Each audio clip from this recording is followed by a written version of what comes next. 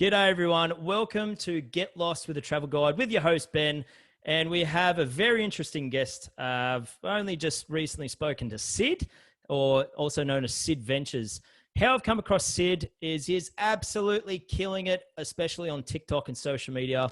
Up to about 1.1 million followers at the moment as it stands. And what Sid does, and what got my attention, obviously over millions of people of attention, is creating some brilliant content around Australia. Meaning, like me as a tour guide, I've had to study the hell out of Australia, and I'm learning stuff from Sid. This is some really cool stuff. Cool stuff, especially because you're not learning about the same old things like the Sydney Opera House, kangaroo, Great Barrier Reef. Like, these are interesting things, don't get me wrong, but there is so much in Australia. There's a whole continent, in fact.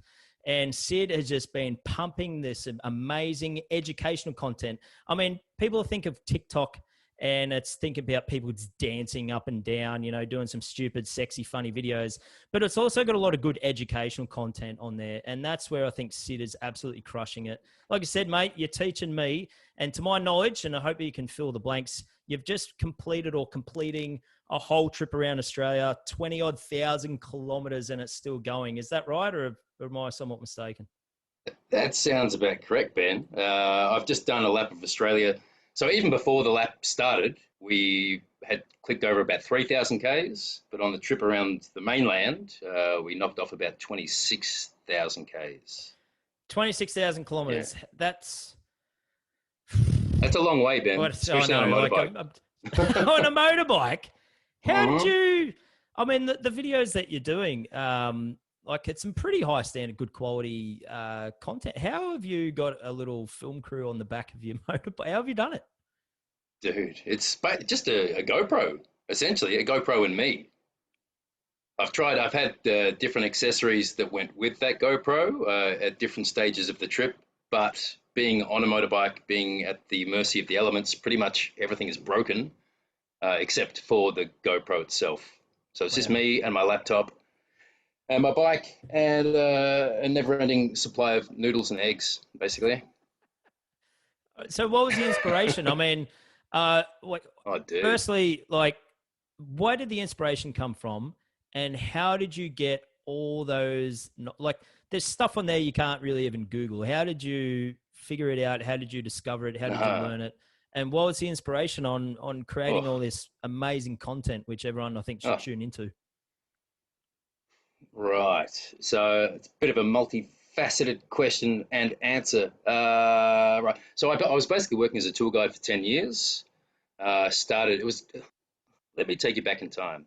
Please So do. 2011, I'd come out of a long-term relationship and a marriage, and I basically sold everything that I owned. I went to live in Indonesia for a year. I came back from Indonesia and I was like, right, I've got no money, no job, no nothing, which is quite, it's not a bad situation to be in. But I went on to job search and I was like, right, just searching for random jobs in parts of the country that I'd never been to before, just so that I could have an experience of sorts. And a couple of hours into these searches, a little job popped up. It said, be a tour guide in Alice Springs. So I had 2 weeks later, I was living in Alice Springs. And that was my introduction to tour guiding as a career. So I stuck with that for about 10 years. Admittedly, through that process, I left the industry never to return about 4 or 5 times. But I kept on coming back. I ended up one of the tour guides that I worked with, the guy called Clancy. He ended up naming me Johnny Farnham because I had more comeback tours than Johnny Farnham. And then, yeah, I was very much enjoying this experience. Dragging backpackers essentially through the desert for 6 to 9 days. And then, yeah, this Corona situation kicked off when I was tour guiding in Tasmania last year. Last year? I don't even know what year it is anymore. Yeah, start of 2020, I was in Tassie, and then Corona kicked off. I came back to the mainland. I was running a tour in the desert, and so I had a tour that was about to leave Alice Springs. I had 21 people booked on that tour. By the time the tour started, I had 14 people. Day two of that tour, 13 out of the 14 people got off the bus at the airport at Uluru, and I was left with one person, and we basically had to make a direct route straight for Adelaide, and that was the end of touring as I knew it. Wow. So So were you I always ended up based working in at a Alice place. Springs? No, that was, my main staple was desert tours.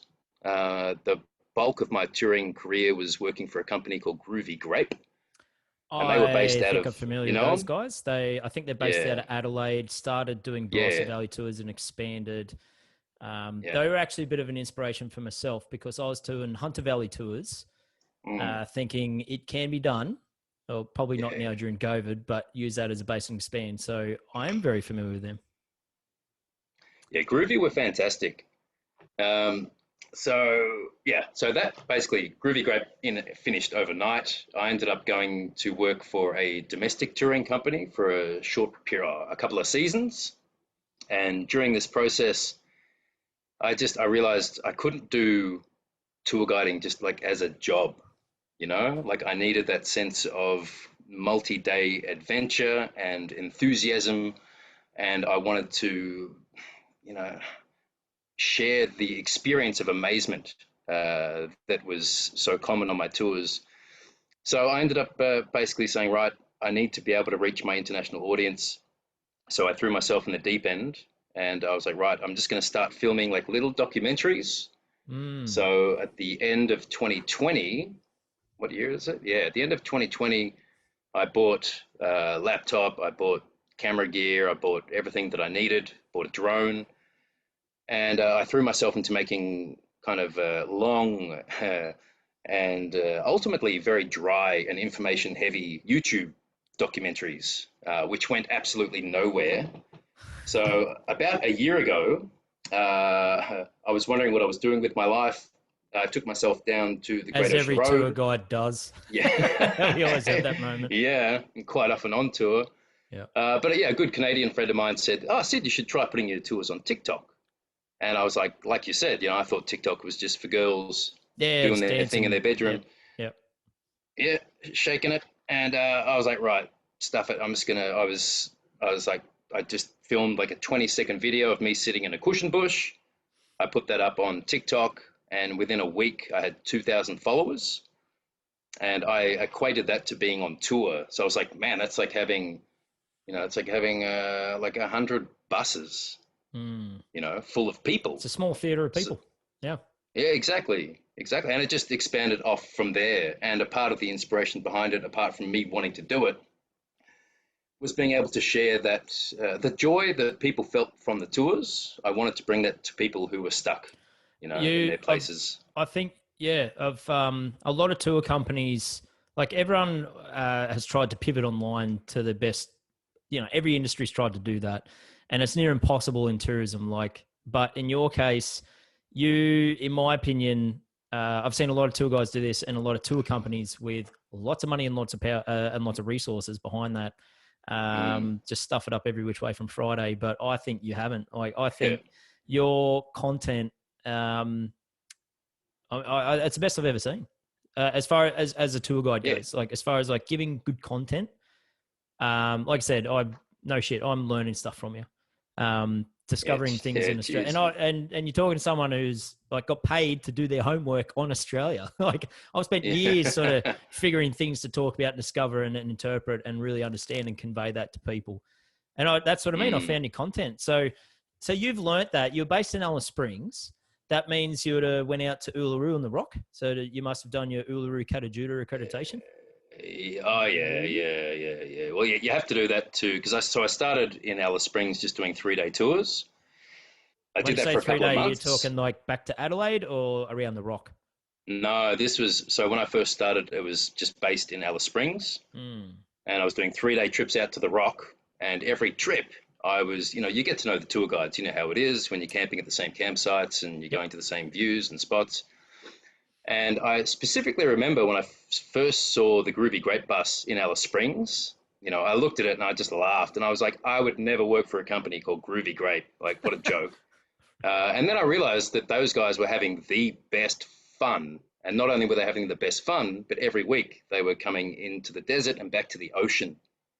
So they basically poached me and said, come work for us. And I basically got on one of their buses and went down to Adelaide, and then was essentially based out of Adelaide for, the bulk of that time. Bit more, there's a bit more balance in in Adelaide than there is Alice. Yeah, there Yeah. is. Yeah, but I've seen that rock. I've seen that rock too many times now, Ben. Yep.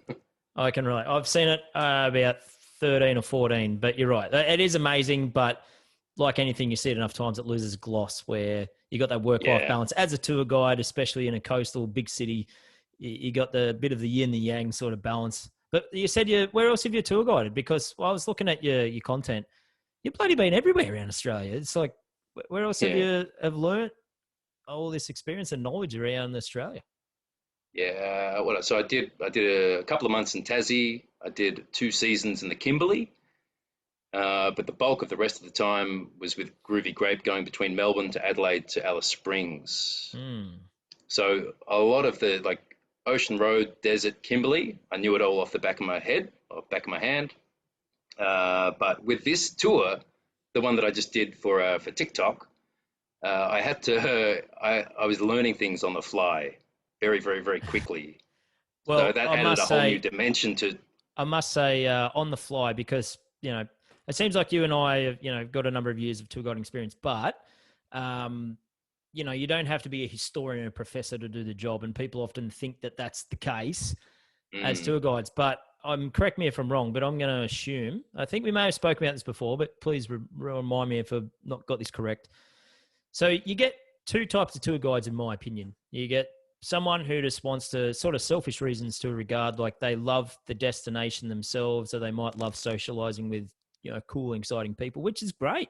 And they can be an excellent, entertaining, great guide. But then you also might have someone else who, in addition to that, generally is interested about the area and wants to learn, socioeconomic to geography through to history, how the plants, how the animals work.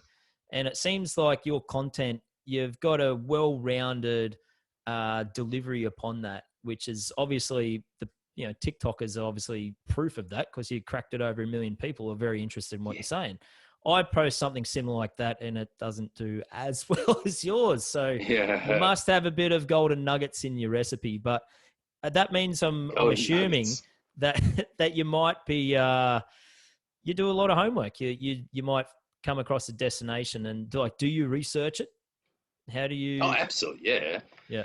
Well, okay, I'll give you one example. But first of all, I'm going to correct you on those two types of tour guides. I think there's three. You've Okay. got the one that just wants to party. You've got the one that just knows the knowledge and has trouble actually socializing with people. And then you've got the middle where you actually have the knowledge and you can socialize. My So you first get the very season, I true. was number one, and then Yeah. second season, one and two, and then third Yeah. season, one, two, and three, and then Yeah. season That's it. four, got rid of the first one, focused on two and three, and then kept going. Yeah. That's it. Well, I think you need a balance. Yeah. Like, for example, like I got to Rockhampton, and this is the best example I can think of. And I knew that I wanted to do a story on Rockhampton. I didn't know what it was. I didn't know anything about Rockhampton. So I threw myself into studying what was in the area, the history, the geology, the Aboriginal aspects of the area. But nothing, I have to be excited about what I'm talking about. So then I found out that Rockhampton used to be the beef capital of Australia until I can't remember which town it was, but there's a town in New South Wales that ended up stealing that title from them. So I thought, okay, I can do a story about this city having beef with Rockhampton because now they're the beef city when they used to be the beef city. Now there's beef between the beef cities. I thought that was interesting. Hmm. So I started researching the beef industry in Rockhampton, and then I found out that they have these big bull statues all around Rockhampton. And an old news article popped up, and it was talking about some of the locals who would go out and they would steal the testicles off the bulls, off the statues. Right. And so, like, one story led to another story, led to another story. And then finally, I was like, okay, the bull's balls, I'll roll with that. And then there's other places I go and I research, and there might be interesting things, but unless it has like spice, Mm. and a bit of pizzazz. I don't bother. Interesting. That kind of makes perfect sense. But Yeah. like, so back to your story. Like you said, you went around Australia on your motorcycle. It's hard enough in a bloody four-wheel drive. Where, like, where have you gone in a nutshell without trying to label every destination? Because we'll be here for half an hour just trying to rattle that off in Yeah. Australia. But like, what states have you covered? Like, from which points did you go from A to B to C to D to?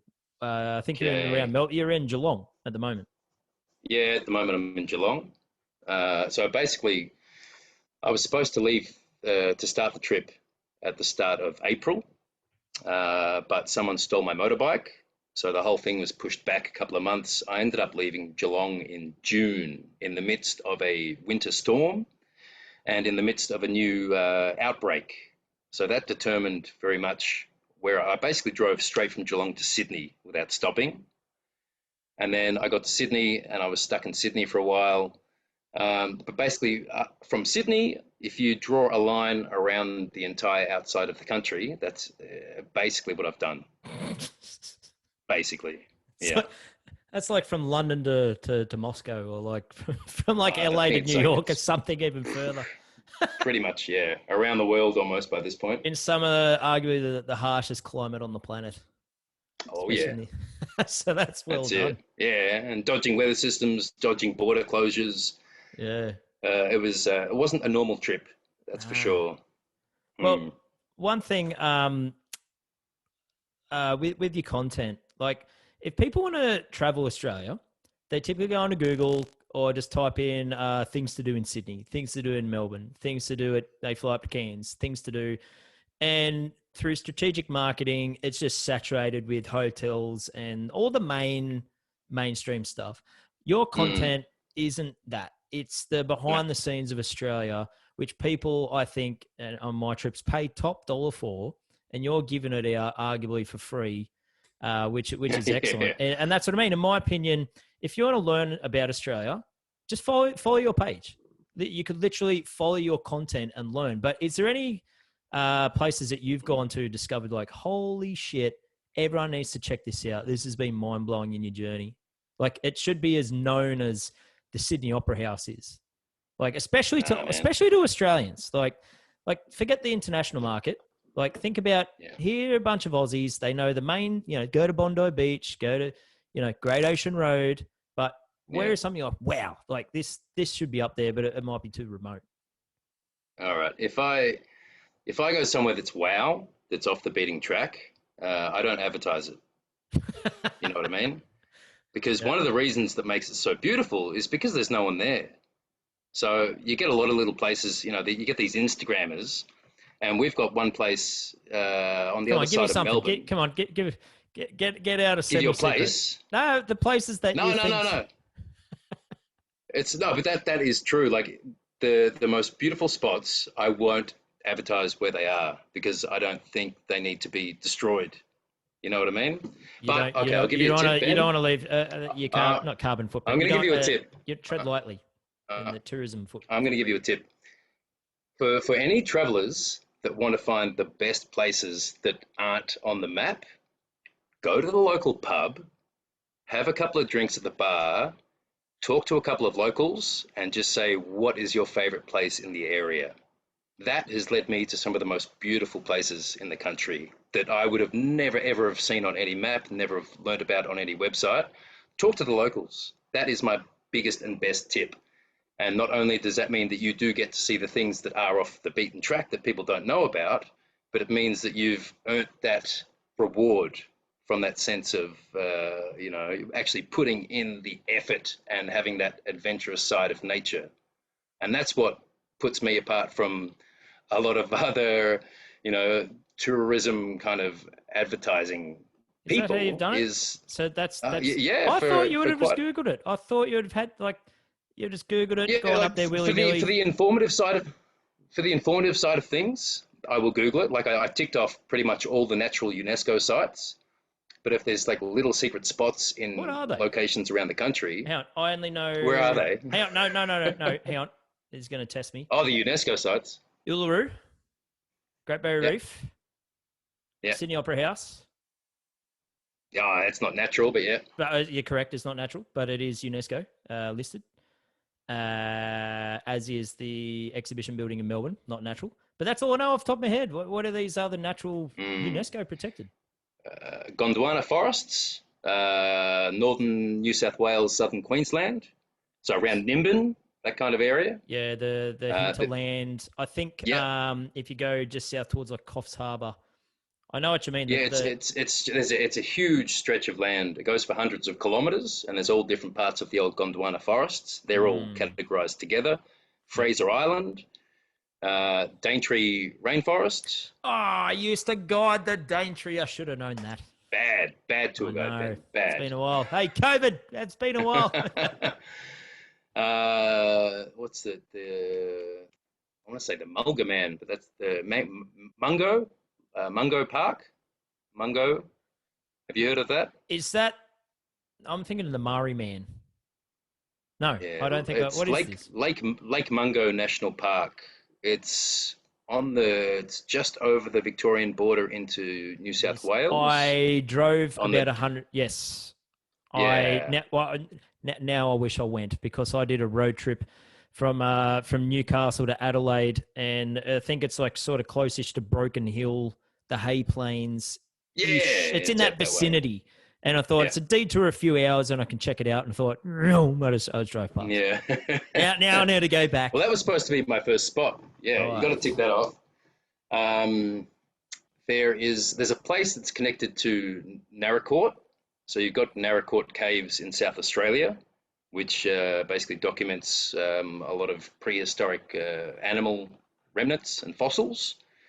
That's connected to another site that basically is on the same listing in outback Queensland, Kakadu, Purnululu National Park with the Bungle Bungles. Um, Jeez, you've got it. See what I mean? You're just Shark demonstrating your knowledge as a quite an as a experienced, well traveled tour guide. So, Shark Bay. That's another one. man, it's got everything. There's a new one. There was a new one that was listed just 2 years ago out at Budge Bim, All right, and that is the I got a good question for you because I had to figure. I knew this would keep on going, but yeah. suppose someone's listening that loves their forward driving and their camping and their caravanning. Mm. What's the best place to go? Because It everyone used to says they be, got their best spot, but I reckon you know yeah, what is the best spot. yeah. It used to be the Kimberley, Ben, but not Really? anymore. No, it's the Kimberley in the last few years. Every man and his dog's gone up there, and to the point where a lot of the cattle stations have closed off the roads you used to be able to go down. The roads have been ripped up. There's toilet paper and litter everywhere. Damn. So that was my number one place for four wheel driving, but it's kind of been destroyed, and that's the exact thing that I was talking about before. If too many people find out about the most beautiful place, it is Yeah. ceases to be the most beautiful place, and that's why I keep Yes. my mouth shut about the most beautiful spots. Unless it's I something know like what you mean. Broome that people Yeah. know about, but the high country in Victoria, four wheel driving, the Flinders Ranges. Very, very underrated, the Flinders Ranges. Absolutely amazing. Why is that? Why do you find the beauty in it? It's one of the most, like, I'm a rock nerd, like a real rock nerd. And the geological aspects of the Flinders Ranges are on a world scale. In fact, I worked out at a place called Arkaroola a couple of years ago. And when I left, I think there was about 14 World Heritage sites that were almost being cleared, and most of that related to the geological aspects. But it's rugged, it's relatively quiet, Is that because and it's Australia is the oldest continent on Earth? So, like in uh, theory, is it connected with that? Like, so you're trying to figure out the formations of the planet. Some of the oldest formations, I think, can be found in Australia. I think. I'm not sure. yeah. There's always arguments about who Rock has the nerd. oldest rocks. Like Canada claims the oldest rocks. Scotland Okay. claims the oldest rocks. We claim the oldest rocks. So, these ancient like South Africa has the oldest craton on the planet. Hmm. So there's different aspects. But like the Flinders Ranges was basically like the Earth was keeping a very detailed diary for about 300 million years. And you can literally, so all these layers came down and then they were twisted up like this. And now you can basically drive through Bratchina Gorge. If you're and you can listening to these see people, you got to get on YouTube and watch the body language explaining that. Yeah, sorry, I forgot this is a podcast. Spotify, Yeah, Apple, yeah, it's on everything, and audio, and visual, of course. yeah. So all these layers come down horizontally, they were flipped up vertical, and you can drive through them. And there's nowhere else on the planet you can really do that. Yeah. I keep forgetting it's not just video. Speaking of videos, your TikTok videos. So I just want to sort of touch on that again. What's your most viewed video? What's the one that really stood out? Yes, this one's crushing it. It's a bit of a bittersweet story, that one, Ben. So okay, all right. So I made this mission to make tour guiding videos. My motorbike got stolen, as I mentioned, and that meant that I was stuck for a few weeks up in the Dandenongs on the east side of Melbourne. Now, when I was there, I had a bit of time to kill because I couldn't actually travel where I wanted to travel. So I went into Sherbrooke Forest, and I used to live there about 10 years ago. Did you say Sherwood Forest? Sherbrooke, Okay. with a B. I thought like Friar Tuck and Robin Hood's not coming out, are they? Okay. Yeah, no, almost. So I went into the forest and I was like, to kill a bit of time, I'll explain this old dream that I had about a project to do with lyrebirds. So I didn't think anything of it. I thought, I wanted to do this experiment years ago where I play little snippets of AC/DC guitar riffs in the forest, and I always wanted to see if the lyrebirds would replicate them. So I shot that. Now, at this point, I had been on TikTok for about 6 weeks, and I had 35,000 followers. Now, the day after I published that video, I had 430,000 followers. Yeah. That is when I discovered you as well. I seen that video and I thought, this concept is crazy. It's audacious. It's fantastic. And I take my hat off to you for doing it. I think it's a bloody brilliant idea. Did it work? And hang on, let me sort of explain, and correct me if I'm wrong, but for those people who's listening who don't know what a lyrebird is, it's on the 10-cent coin, but it has this unique ability of one of the best vocal ranges possibly on the planet of any type of species that can replicate another sound of another bird. I think it's like a defense mechanism to confuse its prey. It's a mating thing. Mating. So, yeah, it's essentially about mating. But they can replicate chainsaws, car alarms, camera shutters, power tools. It's bloody phenomenal what they can do, So what happened? Yeah, so that was by far I ended up, a lot of harassment and abuse happened, Ben.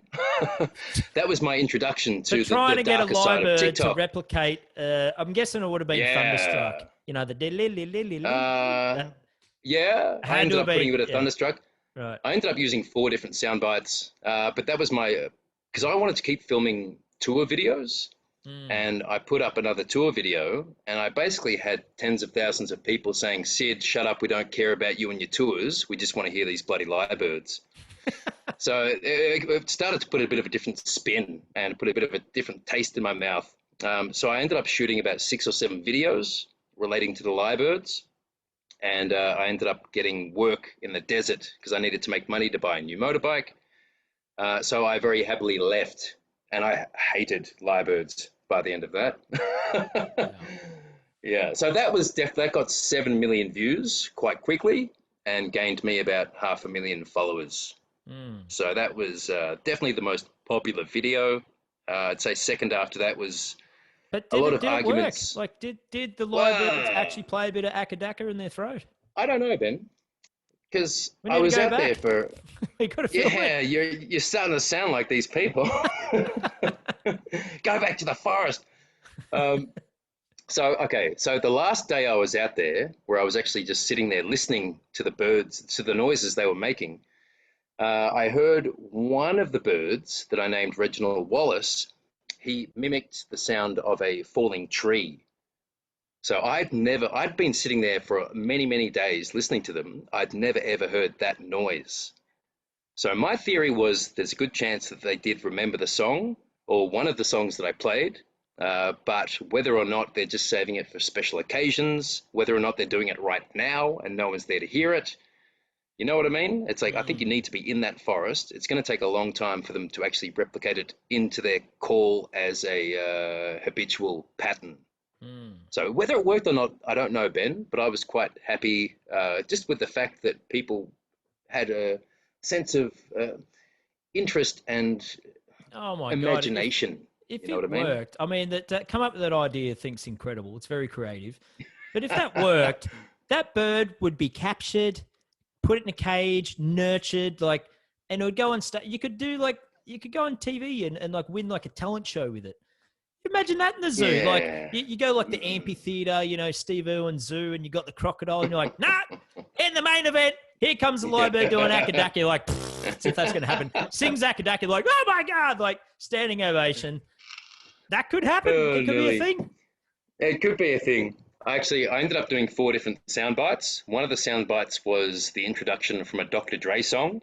Where you've got it's just piano going ding ding ding ding ding ding ding ding. Are you teaching it to swear? No, not quite. I could have, but I was hoping that one would be replicated because because that would potentially mean that I could meet Dr. Dre. That was my secret. That was my secret hope from the whole thing. That is brilliant. Just to have a beer with Dre. Oh my God, that is right. You're inspiring me because where I live, there's local lyrebirds. If anyone from Newcastle, the Wattigan Mountains, there's lyrebirds all through it. So get some solar-powered speakers, jam it up there, play. Find your favourite artist that you want to meet, play it on repeat, capture the bird. Don't tell the National Parks and Wildlife, and then who knows what could happen? Sky's the limit. Oh, Nelly. Oh, mate. But well, we're gonna try and wrap this up, Sid.